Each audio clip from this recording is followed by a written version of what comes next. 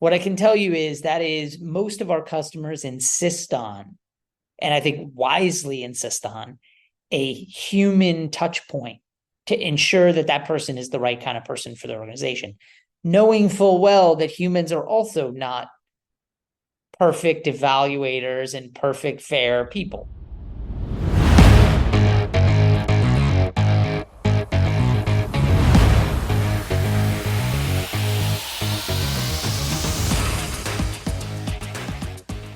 Good morning, good afternoon, or good evening, depending on where you're listening. Welcome back to AI and the Future of Work. Thanks again for making this one of the most downloaded podcasts about the future of work. I'm your host, Dan Turchin, CEO of PeopleRain, the AI platform for IT and HR employee service. I'm also an investor in and advisor to more than 30 AI-first companies and a firm believer in the power of technology to make humans better. If you're passionate about changing the world with AI, or maybe just looking for your next adventure, let's talk. We learn from AI thought leaders weekly on this show. And of course, the added bonus is you get one AI fun fact each week. Today's fun fact: Simon James from Publicis Sapient writes in Information Week that in the age of AI, every organization needs a chief ethics officer. He writes that the gap between what we can do and what we should do with data and AI has never been wider. The relationship between data and ethics has always been challenging.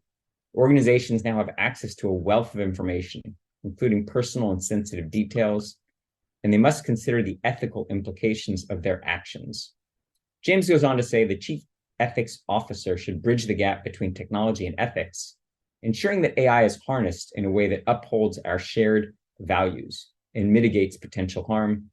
My personal commentary: as we discuss almost weekly on this podcast, as technologists, we're creating the future we want our kids to inherit via the decisions we make about what algorithms we use, what data we use, how we train models, and how we create guardrails to measure the impact of automated decisions on humans. Kudos to Simon for raising awareness about the ethics of AI. And as always, we will link to the full article in today's show notes. Now shifting to this week's conversation, we've learned a lot over the years on this podcast about the future of work and how it means fewer boundaries for employees and more opportunities for every human to find the best job for them on the planet. It's about technology eliminating the drudgery of work and more serendipitous opportunities to find that passion and do more of what you love with others who also love what they do. Believe it or not, that doesn't have to be a fantasy. Today's guest is helping us all realize that vision. Behr is the CEO of Fountain, the company transforming the hiring process for hourly workers.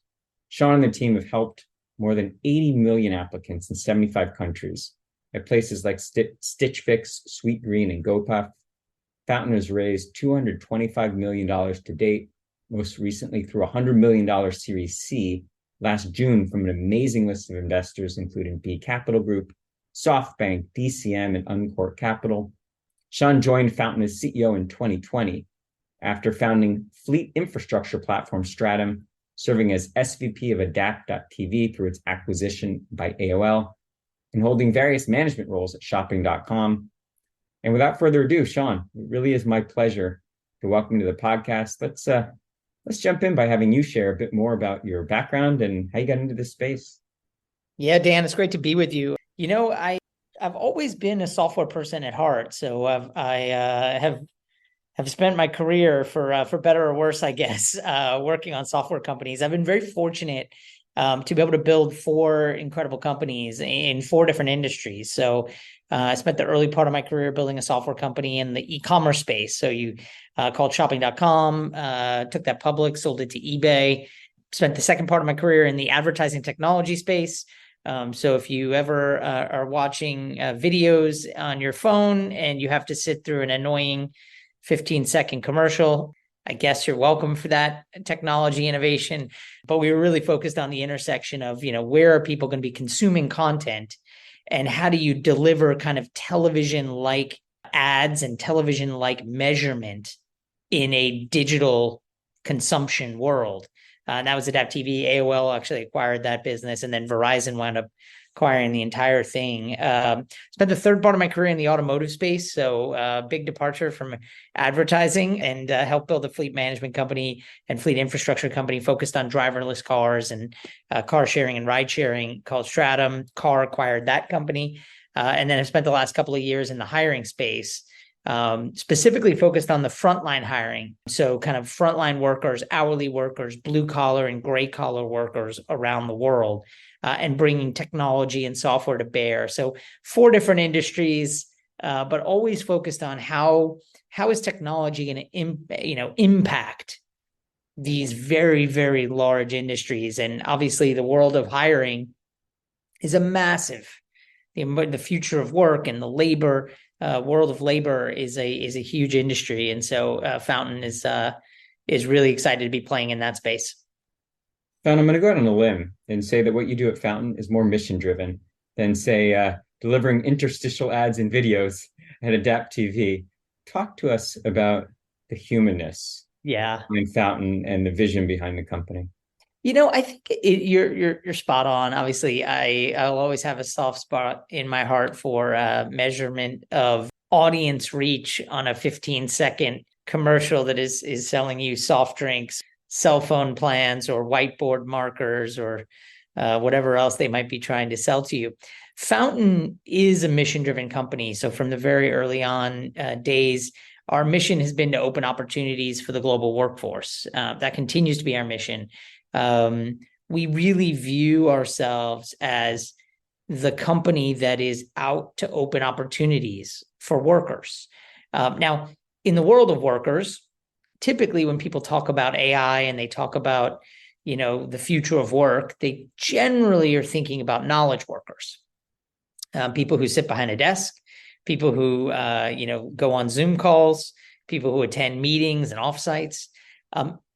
Less frequently are they thinking about frontline workers in the future of work, and what does the future of work look like for a frontline worker? And frontline workers for us here at Fountain is how we define it, right? It's anybody that's doing something on the front lines of our economy, and obviously there are simple examples: people who work in restaurants and grocery stores, people who work in warehouses and distribution centers, people who drive trucks, tractor trailers or delivery trucks, people who are, maybe working in a pharmacy, right? Putting pills into a bottle, or working in a nursing home and taking care of aging seniors. People who are answering our customer support texts when our software doesn't work as well as we want it to. We consider all of those to be frontline jobs, and that's our focus. But we really do believe the mission of opening opportunities is one, just a really important mission. Obviously, I think, in my career, it's the most human emotion. There is something extremely powerful about knowing that last year, more than 3 million people got their next opportunity in their career and in their life because our software did a really good job. And sure, we care about free cash flow and revenue and growth rates and all those things, but certainly 3 million people getting their next opportunity is a worthwhile mission. And frankly, it'll be a mission. I'm sure I'll be long retired, and this mission will still be a valid mission to open opportunities for the global workforce. Why does there need to be a unique solution for hiring hourly workers? What's unique about that hiring process? Yeah, the hiring between knowledge workers and frontline workers, it is deceptively different. I think most people think, oh, we're just hiring people. The reality is, if you're hiring knowledge workers, generally you're hiring relatively small numbers of knowledge workers. You generally have a resume most of the time, generally multiple rounds of interviews, generally multiple stakeholders, right, on a team might interview the same candidate, right? And you go through this process. Some cases, they make you write a paper or, do a project to get that role. And you're hoping that when you hire that knowledge worker, they're going to stick with you for a year, 2 years, 3 years, 4 years, 10 years down the line, depending on the company and the opportunity. Conversely, the world of frontline workers, generally, there aren't multiple rounds of interviews. Generally, it's a single interview. Generally, the people, may or may not have a resume. And we can have a long discussion over whether resumes are an adequate or an effective predictor of the ability to do the job. But generally, people don't have resumes. Generally, people are applying for their job on their mobile device. And so you've got this population that you're saying to, if you try to use the same software to meet the needs of those two different hiring perspectives, and frankly, in the frontline worker, you're also not looking for a few of them. You might be looking for 2,000 warehouse workers to staff up for the holidays. That's hiring 2,000 workers without resumes who apply for jobs on their mobile device, and their ability to do the job and the schedule of the day and the work versus hiring 5 software engineers, just completely different processes. And I think you can see it in sort of, and then frankly, the turnover, right, is some of those workers who join are going to turn over. They're not going to want to work in that warehouse very long. So it's a very, very different world. And typically what you'll see smart organizations do is specialize their recruiting functions. They'll have a team that's focused on the front line and a team that's focused on the technical or the HQ staff, because it is just a completely different. Somebody who's a great software engineer recruiter, probably not really great at hiring warehouse workers, and vice versa. The types of frontline roles that you mentioned align closely with the kinds of roles that in the popular press are good candidates for intervention or insertion of autonomous robots, whether it's through AI and machine vision. Do you imagine a time when Fountain is either competing with robots or potentially even helping your customers hire robots for jobs traditionally done by humans? It's possible. It's very possible. And by the way, I, having worked in this world long enough, right? If I look back at Stratum, right, one of the things that we thought about was the adoption of autonomous vehicles, right? How quickly. And, you had some people who were saying by 2021, there's going to be just this massive influx of autonomous trucks and autonomous vehicles, and the world is going that way, and we all just better jump on board. And then you had people who said, wait a second, we're going to be human beings should be driving cars until 2055. Okay. And even then they'll still be driving cars after that. And so you had this big divide. I think you see the same thing in the frontline labor population. What I can tell you is, having thought I was probably closer to the former, meaning I thought autonomous vehicles would be much faster up the technology curve. I'm probably a little more careful now in sort of this, predicting the widespread adoption of robotics in places. I think right now I would tell you that I think for the coming decades, there will be a huge need for frontline labor work. You may have some augmentation of it with robotics and vision and a number of those things, but I don't see a widespread replacement. Where I do think you might see some replacement is in the middle management of knowledge work. I do think there are a large number of jobs in the middle management of large organizations where I believe AI will definitely have an impact. You can think about obviously things we already do, scheduling meetings and times, and taking notes on what was said in a meeting. If that's your primary job right now, that's a job that's at risk for AI, right? If your job is to write summaries of things, you're at risk. So it's that's what I would say. But I think you'll see robotics come in, but I think I would take the other end of the trade there over the long term. We've had a number of interesting discussions on this podcast about the complicated role of AI and automation in hiring for a variety of reasons. We've talked a little bit about AI ethics at the top of this discussion. What's your sense of where AI and automation can play a role for Fountain, make the solution better, improve accuracy, accommodate a higher volume of candidates, that sort of thing? And where might you be the first one to say to your team, we got to put the brakes on use of AI? Yeah. By the way, I thought Simon's quote around ethics is a really, really interesting one. And frankly, the focus of hiring, you could argue, is one of the, I don't know, one of the most important applications of ethics and ethical behavior, right? We're all aware that if you trust an algorithm and you let it run, you may or may not like the results you get in the long run. And that's especially true when you're talking about hiring and people's careers and people's livelihood and their ability to get jobs and fairness and all those things. So it's spot on for our industry in terms of hiring.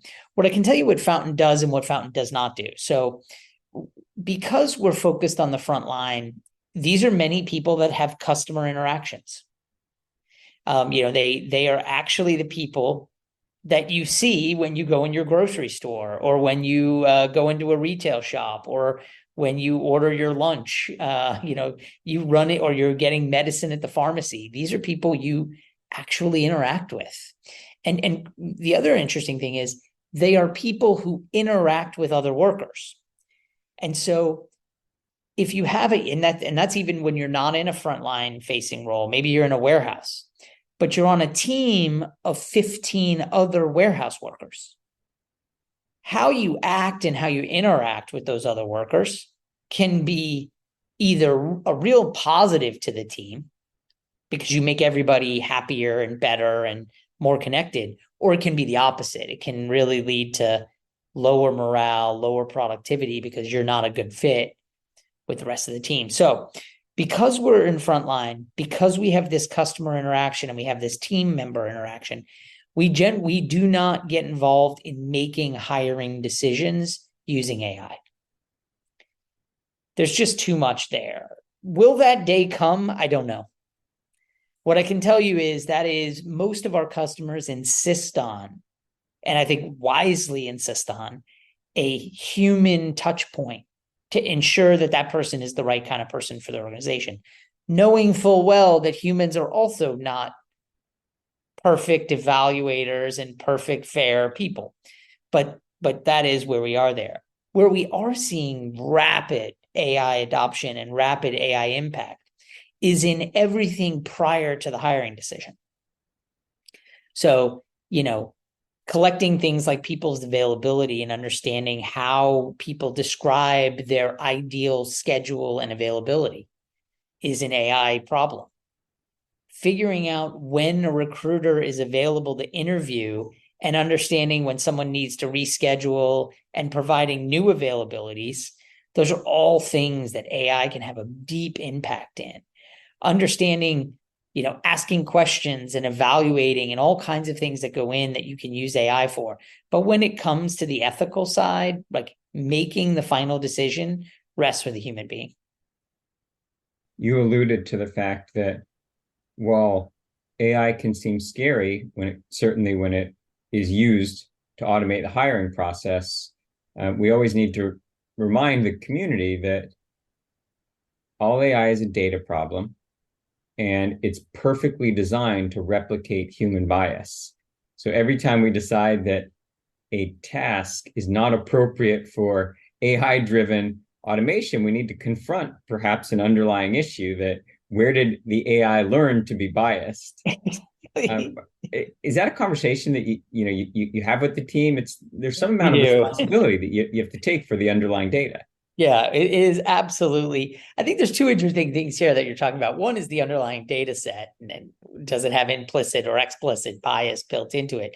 The other one is the alternative, right? And I always found it interesting in the autonomous vehicles category, right? An autonomous vehicle would make a mistake, and there'd be some interaction with a human being, and people would be over over the moon about it and up in arms about how could this autonomous vehicle make such a bad mistake driving on the roads. And then on the flip side, you have human beings who are also not wonderful at driving. I don't know what the statistic is, but like 75 or 80% of people consider themselves to be an above average driver. It's hard to have 80% of people believe that and actually have it be true. So I think you have two things. You have the underlying data set, and then I think it is also going to, I believe, force a really, whether or not this is maybe a prediction for your listeners, we'll see how I turn out on this one. But I think the conversation around ethics in AI, specifically vis-a-vis hiring, one of the byproducts of that discussion may be a real introspection into what human biases and processes are already impacting the hiring experience. So even if you're not going to implement any AI hiring, the very fact that you're talking about bias in the hiring process may lead some great HR professionals to say, wait a second, while you guys are worried about whether the computer is biased, I also want to look at our current process. Like, what are we doing today that is biasing our employees and biasing our process of hiring?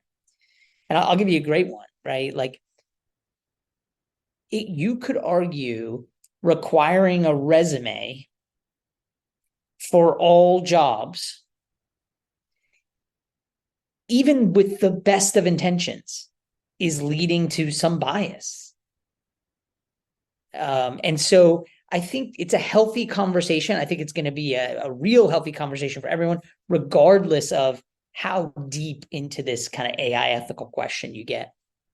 So I think it's fair to say at Fountain, your TAM or your total addressable market is all the frontline workers out there, which there are a lot, and presumably that number is only going to grow over time. One of the things we talk a lot about on this podcast is what kinds of new opportunities will AI and automation create?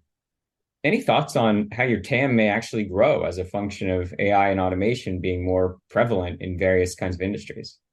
Yeah, I mean, I think we constantly think about right now we have massive numbers of these frontline workers. If you really think about sort of much of the podcast air, it's been spent on, the great resignation and quiet quitting and all those kinds of things. Those are not things that are happening on the front lines of our economy. On the front lines of our economy, it's a different world. You have some population of people who have chosen not to return to the labor force. And you also have this other interesting aspect, which is you do have workers who I think most companies assumed that frontline workers would take every hour available, that their goal was to maximize earnings. And what I think we're seeing is you're seeing some workers say, wait a second, I'm not interested in working here for 41 hours a week, even though that's how I might maximize my earnings. I'm more interested in 30 hours a week because I've got these other things I'm doing. I have a side hustle. I want to go drive for one of the gig companies. I'm working on a project. I'm going back to school. I'm taking care of kids. And so my only goal isn't to take the maximum number of hours. So I think one of the things that we're going to see around AI, right, is how do you use data and visibility into things like that to make customers even more successful?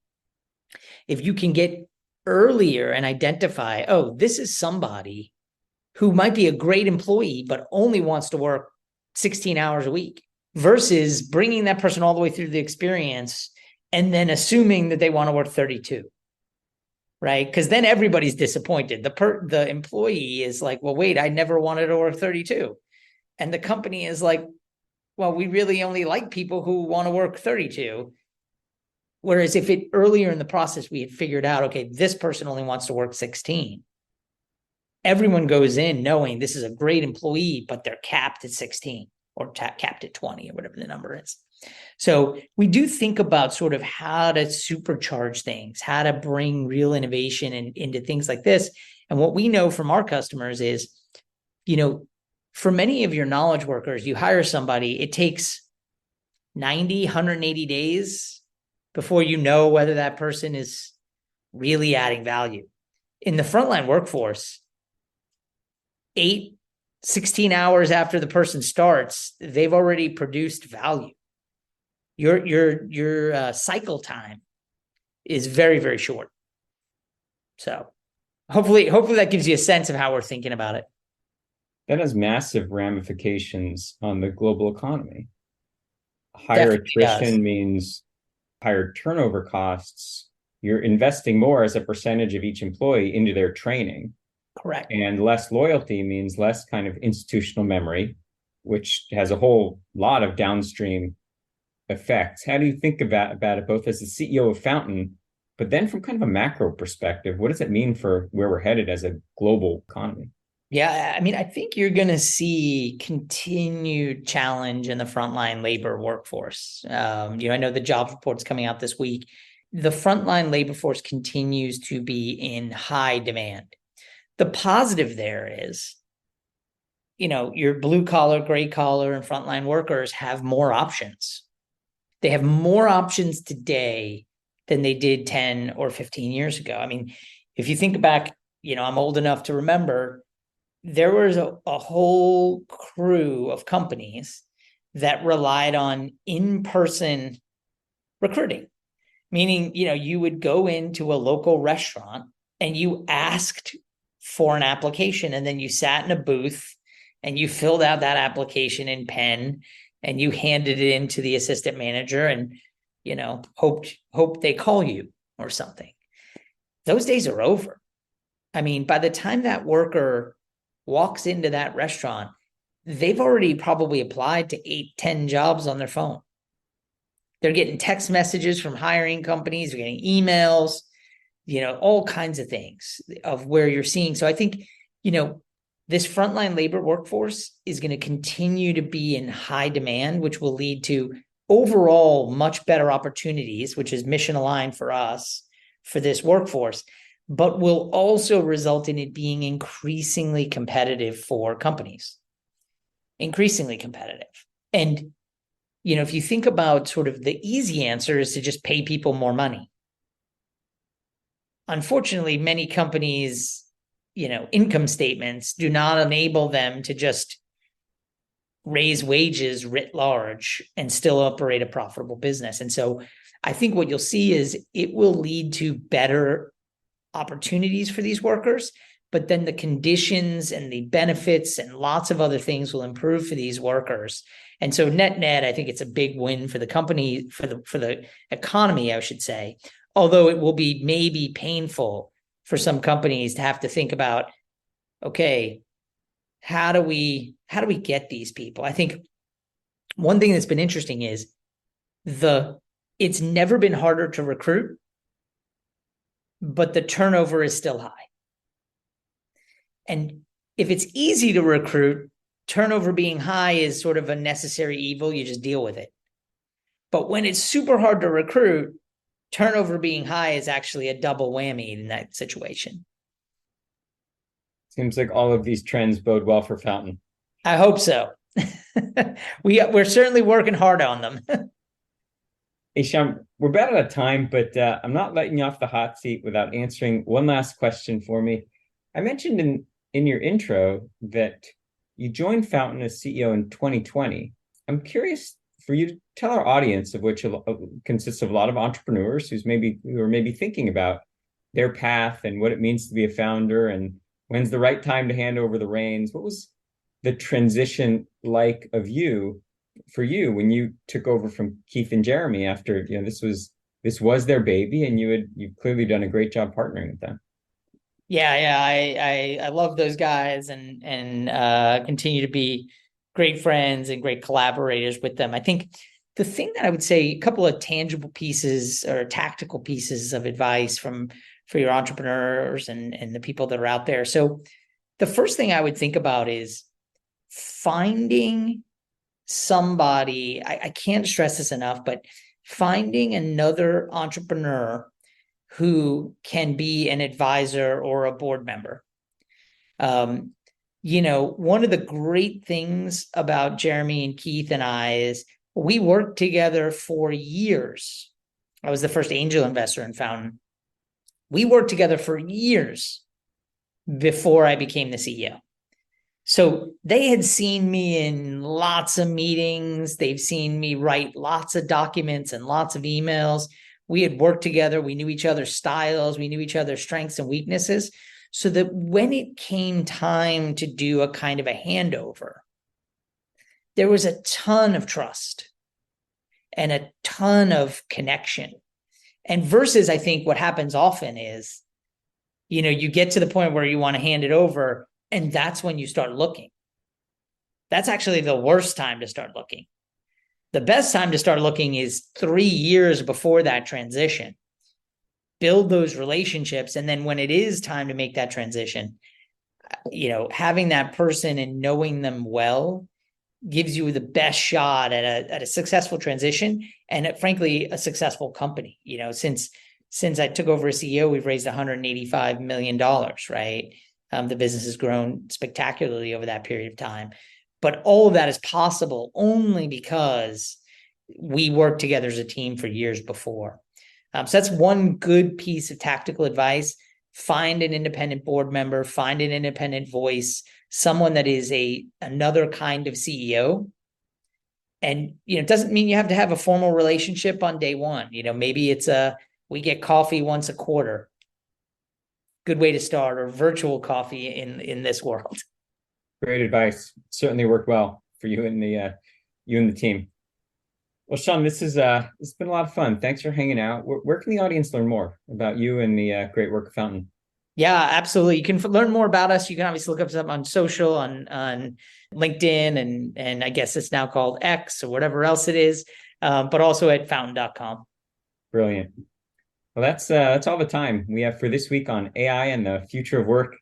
If you enjoy what we do, please like, comment, and share, and we'll keep bringing you amazing conversations. As always, I'm your host, Dan Turchin of People Rain, and we are back next week with another fascinating guest.